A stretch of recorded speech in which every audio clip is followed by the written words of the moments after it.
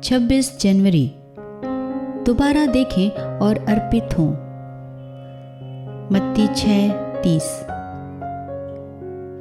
इसलिए यदि परमेश्वर वन की घास को इस प्रकार सजाता है तो वह तुम्हारे लिए इससे अधिक क्यों न करेगा। यीशु का एक सहज कथन हमारे लिए हमेशा एक पहेली बना रहता है, क्योंकि हमें सहज नहीं होना है। हम यीशु की सहजता कैसे बनाए रखें कि हम उसे समझ सकें। उसका आत्मा ग्रहण करने द्वारा, उसे पहचानने और उस पर भरोसा रखने द्वारा, और जब उसके वचन के सत्य को वह हमारे पास लाए तो उसके आज्ञा पालन द्वारा जीवन आश्चर्यजनक ढंग से सहज हो जाएगा। यीशु हमसे इस बात पर सोच विचार करने के लिए कहता है। अगर परमेश्वर वन की घास को इस प्रकार सजाता है और अगर आप उससे अपना रिश्ता सही रखते हैं तो वह आपको इससे कितना अधिक क्यों न सजाएगा। परमेश्वर के साथ चलते हुए हम जब भी पीछे रह जाते हैं तो इस वजह से कि हम निरादर पूर्वक यह सोच लेते हैं कि हम यीशु मसीह से ज्यादा जानते हैं। हम अपने परमेश्वर पिता के कितने अधिक को भूलकर संसार की चिंता को दाखिल होने की इजाजत देते हैं। आकाश के पक्षियों को देखो, उनका काम उस सहज स्वभाव के प्रति आज्ञाकारी होना है जो परमेश्वर ने उनके भीतर रखा है, और परमेश्वर उनकी देखभाल करता है।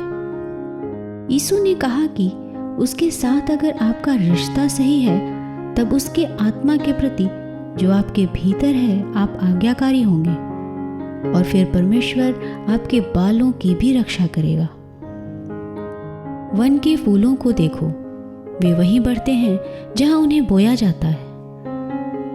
परमेश्वर जहां हमें बोता है, हम में से बहुत से लोग वहीं पर बढ़ने से इनकार करते हैं, इसलिए हम कहीं भी जड़ नहीं पकड़ पाते।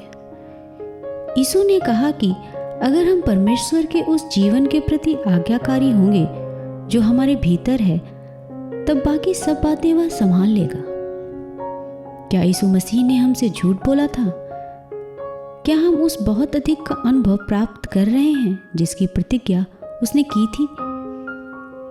अगर हमें यह अनुभव नहीं हो रहा है तो इस वजह से कि जो परमेश्वर ने हमें दिया है हम उसके प्रति आज्ञाकारी नहीं हो रहे हैं, और हमने अपने मन को भरमाने वाले विचारों और चिंताओं से अस्त व्यस्त कर दिया है।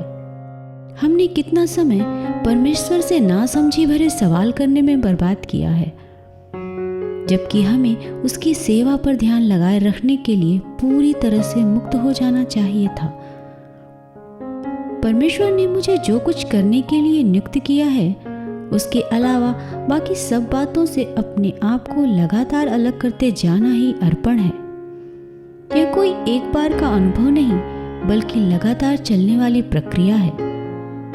क्या मैं अपने आप को लगातार अलग कर रहा हूँ? और क्या अपनी जिंदगी में हर दिन मैं परमेश्वर के सामने देख रहा हूँ